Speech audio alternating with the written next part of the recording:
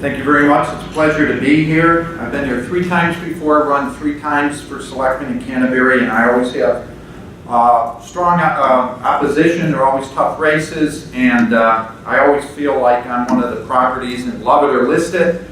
And so far, they've loved it 3 times, and I hope they do as a 4th. And I will say, I will reference the question that was presented, but also say we're all in the same business. We're in the business of managing towns and selling towns and creating towns that people want to live in and enjoy living in. You're in the same boat on individual properties, selling the properties, valuing the properties, doing all you can to make those valuable to the people that are interested in them.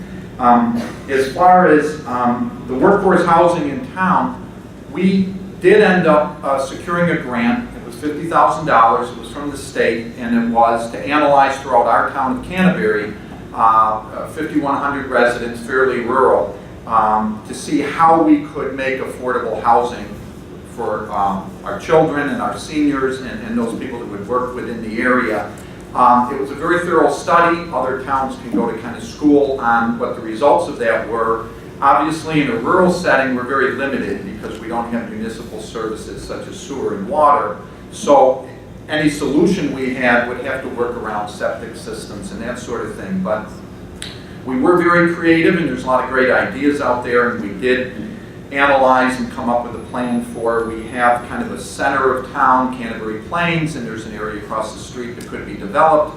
And there were very inventive ways of combining retail and professional space on one level and housing on another, and having a gazebo in kind of the town center.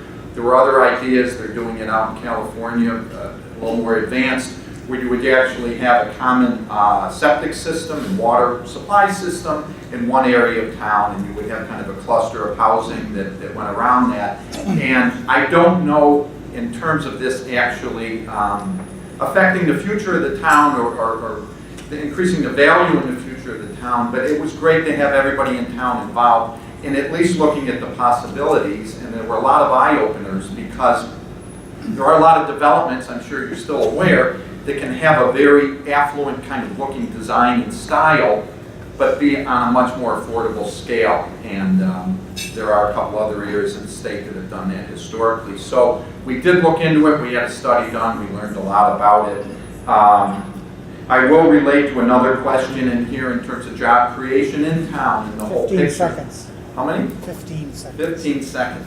I think it's just appropriate for every town to look for what jobs would be appropriate for that town. And in Canterbury, it's not industrial, it's ecotourism, and we're working very hard to make Canterbury a destination for that area. And I thank you very much for your time.